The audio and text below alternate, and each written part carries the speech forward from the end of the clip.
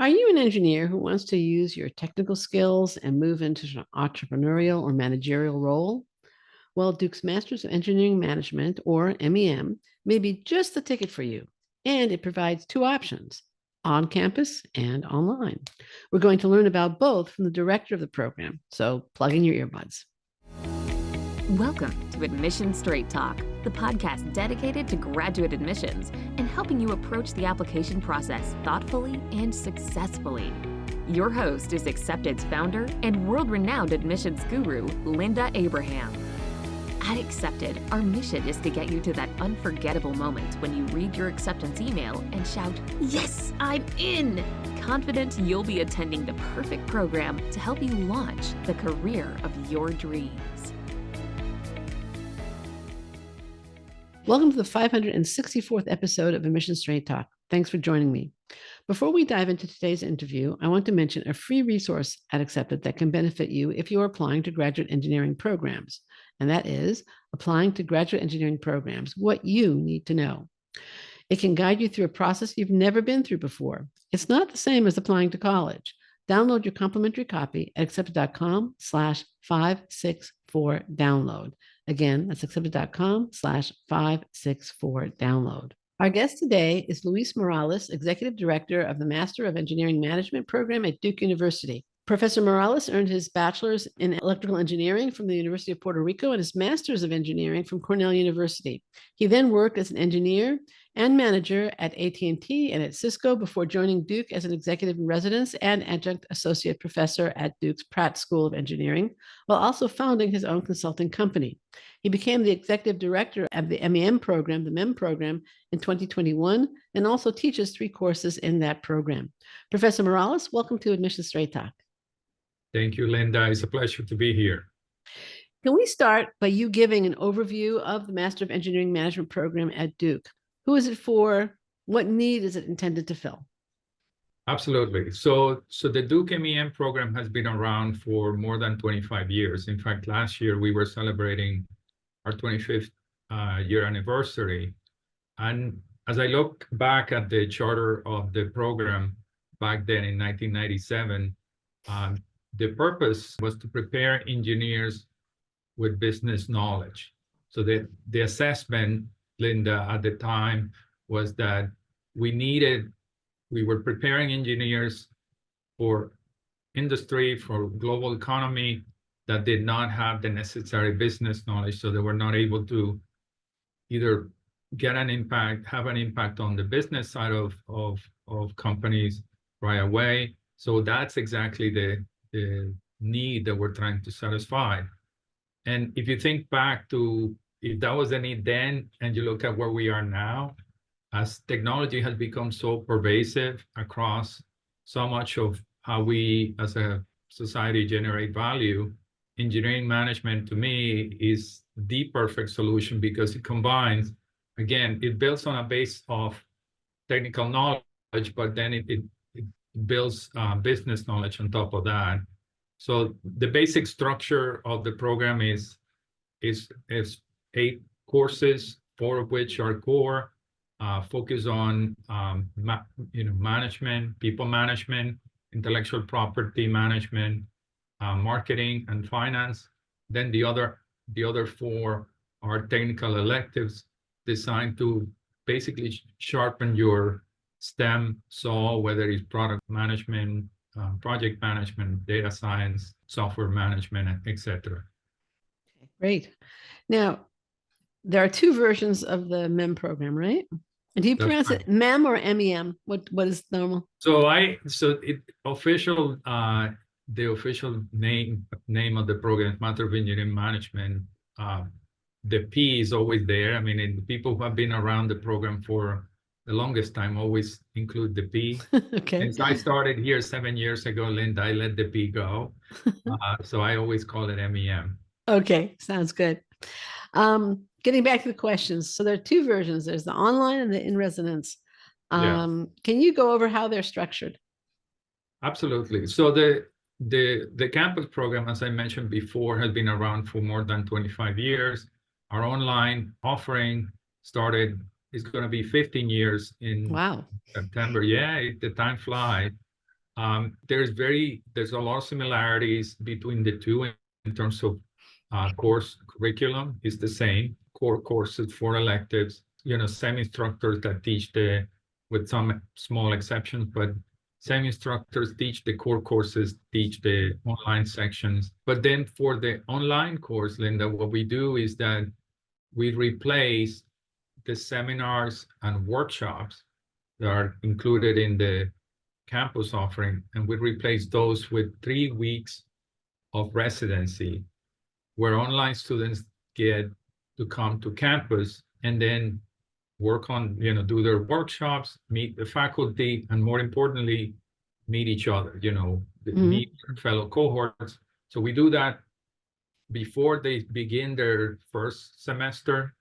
We do that halfway, at the end of the first year of academic studies, and then right before graduation. So those are the residency experiences. So there are 3 residency experiences?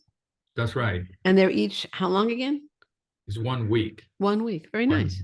And believe it or not, the things that is, by the way, I know we're not supposed to be sharing secrets here, but hey, it's one of the things that I consider to be the secret or secret of success for our online program is precisely those residencies. And our, we're lucky to have a professor that runs those residencies, Latondra Murray, who is outstanding. And I think that helps keep the energy up during the residencies and after.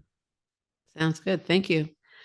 May I ask how many students are in each program? And during the residencies, I assume they mix, right? For the in-residence and the online students get together? So the residencies, the way we design it is for the 3rd residency, the one right before graduation. That's the only one where there is actually an overlap between when the campus students are here and the online students are here. For the other residencies, they happen during the summer, one in July, other one in early August. So by design, there are very little sections, Linda. So there are very little structural overlap between the two. And initially, actually, we were mixing it up, but we learned that their profiles are different. So our online students obviously are working professionals. They tend to join us, I don't know, 5, 6, 8 years after graduation from undergrad, whereas our campus students tend to join us on average 3 years after graduation. So there's a significant difference in maturity. So we keep the two communities separate. Got it. Do you have people in the in-residence program that are coming straight from college, or do they usually work for a little bit? Yeah, again, if we look at the distribution, I think there's 3 years, but we do have students are allowed to join a campus program. I mean, they meet our admission requirements, and we just feel, Linda, if we were to change the program so that this only is dominated by fresh graduates, I think that we would be losing value if we were to do that. So most of them have already worked a little bit. Yeah, most of them. In fact, is this is admission season, so we just had our first deadline on Monday, Monday of this week. And if you look at the applications at random, I mean, and you just say, okay, what is the story? Why Duke? Why now? And it's very consistent. Engineers, they graduated with mechanical engineering degree or whatever, what have you. They went on and started working in a company, and then all of a sudden they saw someone in their space that they admire and they want to emulate, and they realize that that person has skills that they don't have, and in most cases tend to be leadership skills or financial or marketing skills. So that's what brings them back to school. That's why they're here. Got it. It's interesting. That is very interesting. What do you see as the most significant differences between the MEM and an MBA? Because there are definite similarities. Oh, absolutely. and an MEM and getting an MS in engineering. Yeah, so the way we look at it, let's start with the MS and Okay. MEM, because we kind of we live under the same roof, so to speak, Right. here at Right. the School of Engineering. We tend to encourage MS students tend to be individuals that are interested in pursuing research. That either they may not have, line of sight to get to a PhD, but they're very much interested in research type positions and opportunities in industry, whereas our MEM students are really interested in going back to industry and working in roles like I mentioned before, product management, project management, more of a, techno management roles, even on the engineering side of the companies. But that's kind of the main difference between the two. So if we see somebody in their application, for example, tells me he or she is very much interested in research and that's what they're passionate about, we will encourage them to apply for an MS, for a master's. As far as the MBA, there's similarities and there's some differences. I think as the MBA program has started to create this one offerings, like, we have some here at Fuqua where we have MMS and other programs, some of the differences have become blurred. If you look at their curriculum, you will see obviously marketing, finance. Sure. In some cases, the people management also will be there. Then we start diverging there because we start talking about intellectual property, and our approach to even finance and marketing is very much from a technology point of view. So, and then we have the electives, and our electives are different from the electives that you will get in a MBA program or a quant program. I think but at the end of the day, Linda, I mean, we can make a case that yes, an MEM student can make a choice of electives that will look very much like a MMS program to some extent. But then the main difference remains that your fellow students will all be engineers or scientists, and whereas at the MBA will be a kind of a different profile. It'll be a mix of different backgrounds. So I think that is the main difference, and that resonates to me, Linda, given my background as an engineer. If you and I get on that time machine and we go back to when I graduated from electrical engineering at Cornell, and you ask me, hey, Luis, what do you want to do after the next 5 years? I would have told you, oh, Linda, I just want to be an individual contributor. I enjoy being an engineer. I mean, I still do. That's what brings joy to my life. But then at the time, I didn't know that I have a passion for people that I later discovered. And, it took me 10 years. So maybe I'm a slow mover, but it took me 10 years to discover the passion for people. So I shifted to technical manager roles. Right. I think another difference also is length of time. I mean, the traditional MBA degree is a 2-year degree. The MEM degree, even in residence, is a 1-year degree. Right. But the question I had a situation with our oldest daughter. She at the time was 22 and our youngest daughter was 16. And our oldest daughter wanted to go for a master's in not-for-profit management. And my husband and I felt that she should go for an MBA and just focus on not-for-profit management because an MBA is a much more flexible degree. Right. And she didn't want to hear it. She didn't want to do the MBA. And one day we had over one of our younger daughter's friends, and she asked our older daughter, what are your plans? She said, I want to go for a degree in not-for-profit management. And she got accepted to some really top programs in that field. And our daughter's 16-year-old friend said to her, why aren't you going for an MBA? It's a much more flexible degree.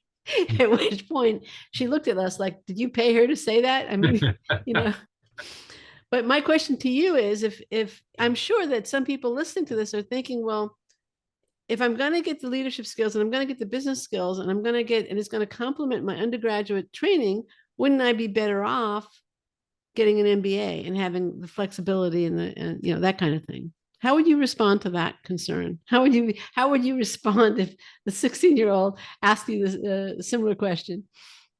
No, it's a fair question. I think the way I look at it is we do offer flexibility, but I think it comes from our vantage point. So let me explain. We are catering to engineers and scientists or STEM scientists or an engineer. Our audience is different. I mean, if you are a scientist or an engineer like me, right, who stupid me back then, right? But if you use the word sales and you say, hey, Luis, do you want to learn more about sales? I would have said, no. I want to be an engineer. Give me tech, right? Tech is what I want. Give me math problems. Yeah, exactly. I mean, give me something to break or build or design. That's what I want to do. So that is our constituency, Linda. Okay. That's your market. For them, what MEM does, it provides you that flexibility, right? It provides you a way of. I used to work at Cisco. One of my senior executive, one of my favorite executives there, he used to talk about squids and spaceships. So it's kind of a hard thing to follow, but the squids were these people who were focused on one thing and they knew it in depth. Yeah. And then the spaceships were the individuals that kind of can cover a lot of ground. And as an executive, he wanted everybody to kind of be a spaceship because he could be deployed in multiple from the point of view of the company. But I think we kind of build prepared squids with spaceships heads. Okay. I love the metaphor. Yeah, so we're trying to build on the squidness that we all engineers bring to the table and sort of broaden your perspective so that you can operate as a spaceship using my friend's analogy. That's a great one. I love the metaphor. And like you said, you have a very specific market that you're appealing to. Right. I also remember, and it was many years ago, but when I did my MBA, I have a social science and humanities background. And I remember some of the engineers in our program, they were bored with the math that we were doing that I was frankly finding quite challenging because I didn't have the quantitative background. Yeah. Anyway, it's another aspect of the MBA versus MEM question, I think. Now, in preparing for the call, I noticed that the MEM focuses very much on professionalism and its 5 principles. Can you touch on what they are and their importance in the program? And, a lot of times programs will have some very nice sounding motto or mission or key principles, whatever you want to call them. And they sound great, but they're not really ingrained in the program. Right. So when you're talking about them, how are these principles guiding you? How are they realized in the program, actualized? Yeah. So thank you for asking me the question, by the way, because this is something I feel really, really strong about. This is even before I became the director as a faculty. I was one of the main forces behind the development of this. And you didn't pay me to ask the question. No, I didn't. So my motivation at the time, when I started the dialogue at the faculty meetings, was to, I said, we come from industry, and in industry, we have a very clear purpose. There's clarity of purpose from leadership. This is why we're here. This is our vision. This is our mission. This is our strategy on how we accomplish our vision. So I felt like our program, despite the fact that we've been around for so long, we didn't have that articulation. We clearly have a mission, as I mentioned before, of, preparing engineers with business knowledge, but we couldn't articulate kind of what do we stand for? So what happened was, and it was kind of organic, Linda, at the faculty meetings, when I sort of pitched this, okay, we should come up with a mission, a vision, the team said, you know what, I think it's important for us to communicate to our prospective students and even to our students and prospective students, what are the areas of knowledge where we're going to build core competence. So the initial intent was to articulate kind of like a brand promise, Linda. This is if you come into this program, these are the areas of competency that you're going to work on. And this is communication, we want to make sure that you can communicate effectively and you can communicate your ideas. I always tell my students, if you're unable to communicate your ideas, it could be the most creative person in the world. Those ideas are trapped in your brain. So set them free by working your communication skills. And we, in our classes and, through co-curricular activities, we give students opportunities to work on their communication. And we have a part of our Pratt services, master services team helps students with communication, particularly if English is not your first language, we help them improve their skills. The second one is teamwork. I think it goes without saying at this point in life that if you think that you're just going to work by yourself in a lab, that's not going to happen, right? And companies would not put up with it, so we live in a world where you need to work in teams. So we talk about, particularly in our management class, Linda, we talk about how do you build a high-performing team? What are some of the characteristics of this? What are the 5 dysfunctions of a team? How do you have a difficult conversation? And so on and so forth. So that's kind of the teamwork piece. The other one is critical thinking. And it could be based on the demographics of our program. We have a lot of international students from India and from China. Sometimes as faculty, we see students that come with this expectation that there's a recipe, Linda. Tell me what the recipe is and I'll follow it and I will have success in my life.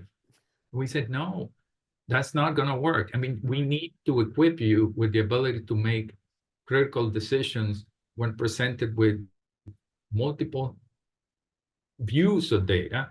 And in many cases, and we're living this through media today, it's sometimes conflicting pieces of information. How do you go through that situation and make ambiguity? Yeah. How do you deal with ambiguity?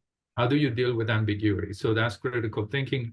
Then the next one is ethics. And ethics is one that, to be honest, the students struggle with. So what does that mean? I'm an honest person. I'm kind. I do the right thing. So we have been putting a lot of focus on this particularly around our data and data science areas. I was doing my own homework with your podcast, and I heard some of the administrators talk about ChatGPT and how we're using ChatGPT. We'll get there. And AI in general, right? And to me, AI, if used correctly, which means, we are all upfront, the students and faculty, we say we're not afraid of it. We consider it a source of information. If we're upfront with it, it's fine. But for example, in my class, I teach a class on improving customer experience. How do we build a system to collect data that can help improve the customer experience?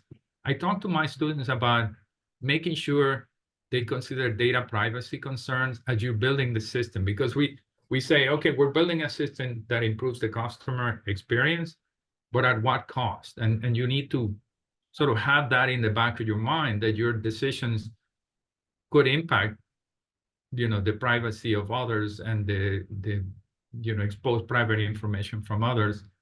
And then last but not least, humanness. I think that's my favorite principle, Linda. And I think the way I would describe it to you is we actually went back to the Greek word of eudaimonia. I'm sure I'm pronouncing it incorrectly, but the feeling of flourishing. We're trying to encourage our students to sort of make use of all the gifts that God had given them, right? And, put the effort to do introspection, understand what those gifts are, then make use of them for the betterment of society, but also help others do the same. So those are the 5 principles, and we reinforce them in class, in my communications as leader, and in every activity we have. In fact, we have awards in the program where we give out awards to students that embody these principles the most, and is very much an element of our admissions process. So you're looking for people who identify with those values, basically. Yes. Not mouthing them, but demonstrate them, identify with them. Yes, and that's a very good point, because I could go to Bard or ChatGPT and ask them, tell me something about professionalism and the 5 principles, and it will spew something out that sounds nice. But what we do in our application review, Linda, is we look for the holistic connecting the dots. So is when in your essays, in your resume, in your video, are you connecting those dots, or is just a one-time mention that you made of that? It has to be genuine and supported by facts. Right. Yeah, you don't want your website to spit back to you. That's not very helpful. Exactly. Let's go a little bit more into the application process. Now, you touched on experience or professional experience already. Is the GRE required? No, so GRE, we decided we're reevaluating since COVID. We have been reevaluating that every year, but I made the decision to make it optional this year again. And part of it is because, I mean, we're satisfied with the outcome of the quality of the applicants that we're getting. Yeah. We get a wider range of applicants, and we still saying, if you want to submit the GRE, you can do it. And I think my ask is, I mean, students say, so, but why? Why would I do it if it's optional? I say, well, if your GPA is not as good as you think it should be, or it could be, and you feel the GRE tells the story or helps you tell the story, then I would do it in that case. Okay, great. And you've actually anticipated my next question with that response. Now, what else are you looking for in the admissions process? Obviously, good grades. I assume, engineering or STEM background. We've discussed that. We've touched on that. Sometimes a GRE. But are you looking for leadership experience? Are you looking for extracurricular activities to show that somebody's not just focused on engineering or just focused on STEM? What about those things? Do they play a role? Absolutely. And the way I would articulate, so we have 4 criteria, Linda, that we use, and we consider them equally, actually, the equal weight. So that the rubric, again, has the 4 elements are number 1, academic, school quality. And what we're looking for is that you graduated from a challenging or reputable academic institution that sets the bar high. I mean, get you ready to be a member of the Duke community. The second criteria is academic performance. So you went to that school, how did you do? Our GPA, average GPAs ranges between 3.4 and 3.6. I think that's kind of where most of our students, so mostly A's, a few B's. In some cases, there's C's scatter, 1 or 2 C's here and there. But when we start seeing D's and F's, and then we get discouraged. The other 2 criteria are, in my opinion, as important or maybe more important. The third criteria, we call it engagement. And what we're looking for there, Linda, is demonstration, back to the point we were making before, demonstration of projection to society. So we are very clear here at Duke, and and our mission, that we're trying to prepare engineers that would impact the world and impact society for the better. So we want those engineers, those scientists that care about the community, that care about the world. So one of the criteria we look for is, how engaged are you with the community? I mean, it's amazing how many applications I read of students that have a 4.0 GPA, but you read it, Linda, it's all about them and things that they've done for themselves, and very little about how they're using, again, the gifts that they have to help other people, and leader in sports or church or community, or helping remove trash or whatever it is. I mean, I just want to see evidence that you really care about others than other people, more than just you. So that's engagement. And then the last one is fit. And that ties back to professionalism and the 5 principles. The way I look at it, Linda, is that we're looking for engineers that believe in principle-based leadership. That when you say things like that, they are like, yeah, that makes sense. Or what the heck is that, right? They roll their eyes. They roll their eyes. So what I'm looking for there, or what we're looking for there, is people that resonate to that, and they have demonstrated interest, and there's evidence that they believe in it, that they act on it, whether it's teamwork or, critical thinking, humanness. I mean, some of the best applications I've seen is applicants talking about humanness and how they're trying to help their community and through that live up their 5 principles. Wow, that's great. Thank you. That was really very informative. What if an applicant is interested in attending the MEM? Maybe they didn't graduate in engineering, but maybe they took a lot of, I don't know, biology classes or biological anthropology or something like that. It's not hard STEM, but it's getting close. Yeah. Can he or she take specific classes to get the technical foundation that you expect? And what would those classes be? Yeah, so for situations like that, what we recommend is that students take third level calculus 1, calculus 1, 2, 3, and then probability and statistics. And I think the third level calculus is not that we're going to be doing triple integrals in our program here, but it's really more about you as a student feeling confident that you can be successful and you can hang around with your peers and don't feel intimidated, that you understand the concepts at that level, number one. And then probability and statistics is more about what we were talking about, dealing with ambiguity. As engineers, we are You're not used to, you're used to numbers being very concrete. Yeah, we're used to very precise things. Probability and statistics help us appreciate the fact that the world is not perfect and there's always randomness associated with it. I was teaching a class in data science, and I would always integrate probability and statistics into it because every outcome, every exercise that you do, you could characterize as a random process to some extent.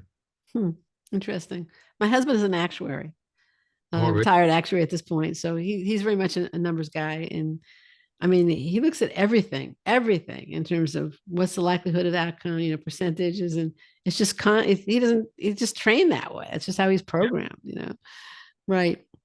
Now let's turn to the essays. Yep. Can we just discuss the short essays? And the first question is, what is short?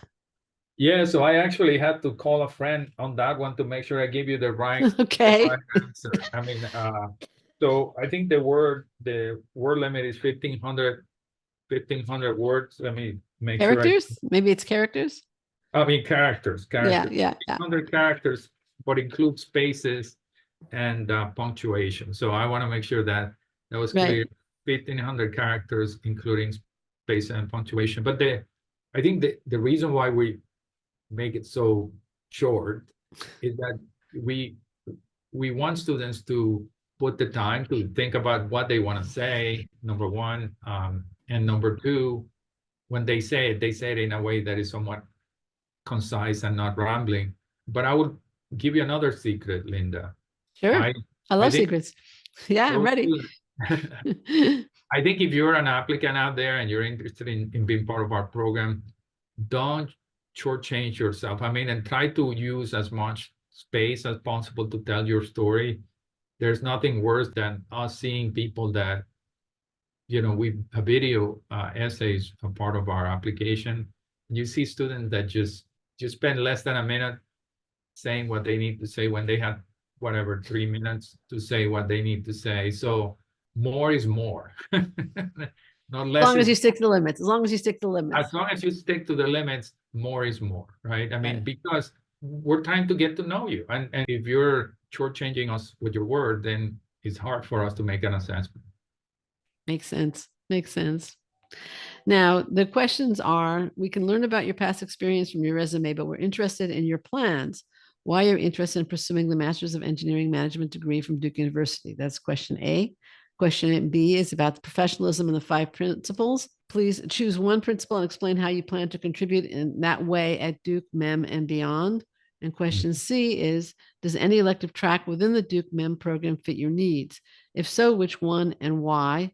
If not, and understanding you're free to change your mind later, list 3 to 4 electives within or outside MEM and how they will help you meet your career goals. Can you give us some tips in terms of answering these 3 questions? Yeah, so for the first one, what Yeah. we're trying to do is we're trying to understand your motivation. What is your motivation to be part of this program? And as I was telling you, this is where I hear the very similar story of I graduated, I wanted to be an engineer, solve, fix airplanes or whatever cars or build buildings or whatever you want. But then I realized I was missing something and therefore I decided to come to Duke. So that's kind of where you would see that. So the first one gives us your motivation. The second one speaks to, remember what we talk about, fit and engagement to some extent. And then the third one, we're really trying to get to your ability to do your homework, right? Yeah. And it's amazing how many students don't even bother to look at or I should say applicants, don't bother to do their homework. And then that's really a bad mark on you, a bad reflection when we feel that you didn't do your homework. I mean, I'm coming here to talk to you and you did your homework on me and I did my homework on you, Linda. So Right. You're right. We both did our homework. Now you mentioned a video interview. Yeah. You have a in-person interview that comes later, but you also have a video interview. Can you touch on that? Why? Yeah. So, I mean, we've lived through the COVID pandemic where many people had to work remote and operate remotely. So we all know that being able to see each other's facial expressions and full spectrum of communication is important. So what we look at the video as a way of delivering kind of the complete story. So think of it as your written essays, your resume, your transcripts, your letters of recommendation are sort of building blocks. And then the video is the opportunity to integrate all of that into one cohesive story. So that's what we do. It's basically a way of telling the story. I enjoy listening to the videos because they, especially those that are successful in connecting the dots. It's kind of a quick way to meet somebody almost too. Like, look what we're doing here, right? Right. Yeah. What can applicants invited to interview expect during their in-person interview? I'm talking now. Yeah. So what happens then? So we have built a team. So one of my specialties in industry, Linda, was operations. So I'm a quality management guy. So I'm in the engineering space. So I would typically be part of the operations team. So I'm very good at productivity and structure and organization. So one of the things I did when I took over as the director of this program is I developed that rubric very clearly, articulated the 4 criteria that I just mentioned. Then I went on and hired readers that can, using the rubric, evaluate applications as they come in. And, we just went through our first milestone, Linda. I think we got 1,040 applications. Wow. And how many students in the program again? 180. Wow. Again. Wow. So out of that, that number of applications, we have a number of readers, we call them.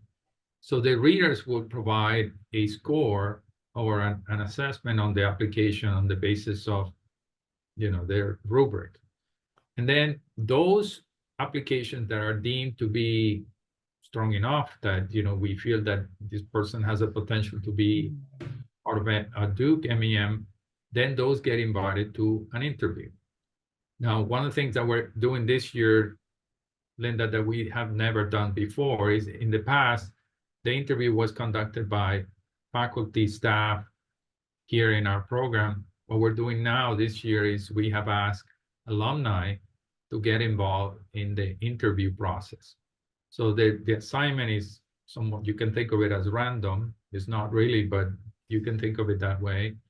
And what happens during that interview is basically we just want to chat, right? The alum have a chat with the applicant, and what we're asking applicants, and the best advice I could give applicant is to just be yourself. We're trying to get to know you.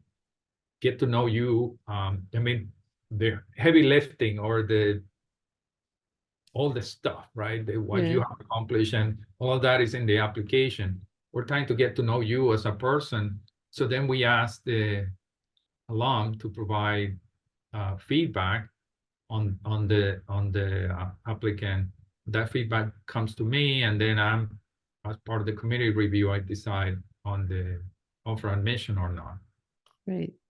Now, during the interview, the in-person interview with the alum or the admission staff person, would they ask more questions, let's say, about how the applicant has handled particular situations or would handle particular situations?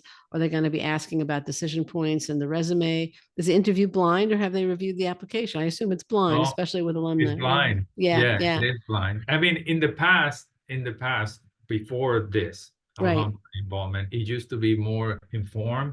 So we would have exactly what you described, right? I will look at the application and say, hey, I had doubts about this, or I'm curious about that. But with this, with the alums, we don't share the applicant's information. So it's just, okay, I get to, Linda and we get to meet each other today. And then at the end, I say, okay, I think Linda is wonderful, or whatever, right? That's really the process. So there's no set agenda. Oh, we just say, have a chat, right? Get to know each other, answer questions.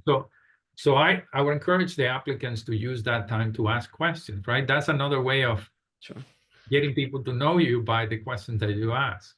Sure. And that way you also, for sure. What is a common mistake that you see applicants make in their applications? I mean, you've been doing this now for several years.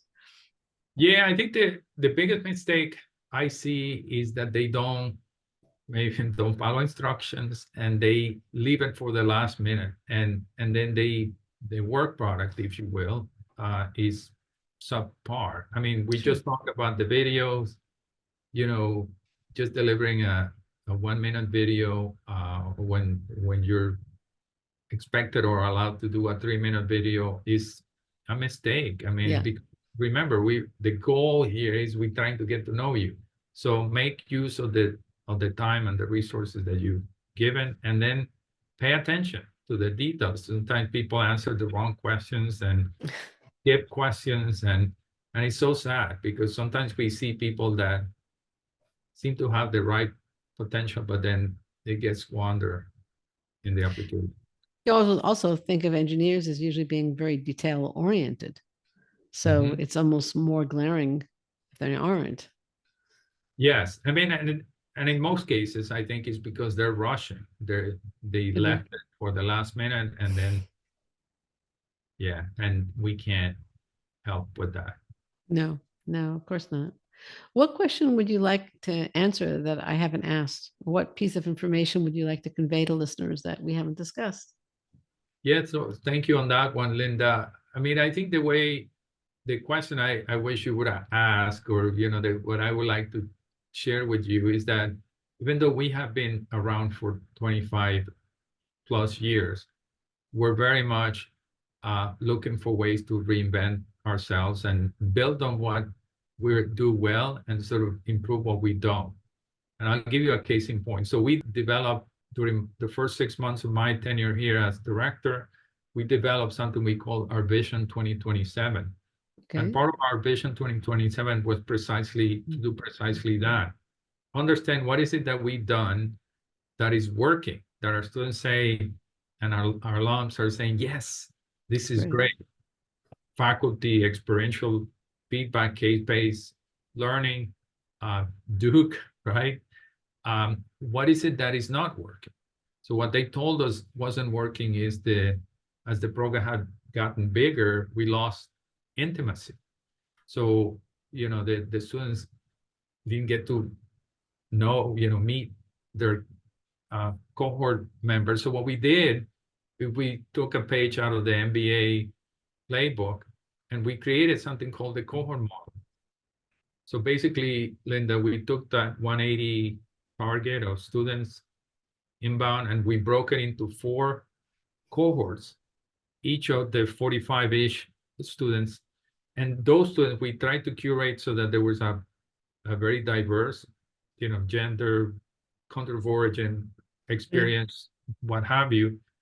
And those students each cohort takes the same courses at the same time, the core courses anyway, the same time, and they get to know each other, build bonds between them very strongly. So that's one thing that we rolled out this year, last fall. And then associated with that is something called the community building time, where we took 3 hours of our academic calendar or our academic schedule every week, Tuesdays at noon, Thursdays at noon, and Fridays at noon. And we say, we'll have no classes during those 3 hours. And they're dedicated to promoting faculty-student relationship, student-student relationship, and student-alum relationships. So we have programming that helps promote that. For example, today, Thursday, we have one of those events. So today's event, there was faculty-student lunches that I pay for, the program pays for, where faculty can take students out for lunch. Oh, nice. All of them, yeah, and staff as well. So that's great. So again, you're innovating, you're adapting, you're learning from other programs. That's great. And thank you very much for sharing that with me. That's I think important for our listeners to know. So Professor Morales, I want to thank you so much for joining me today. I've enjoyed learning about Duke's MEM. Listener, you'll find links in the show notes at accepted.com/564 to the Duke MEM site, as well as to related podcasts and resources. And don't forget to download your free copy of Applying to Graduate Engineering Programs, What You Need to Know, at accepted.com/564 download. Listener, thank you too for tuning in to this, our 564th episode. Don't miss any future shows or valuable information. Subscribe in Apple Podcasts, Stitcher, Google Podcasts, Spotify, or whatever podcatcher you prefer.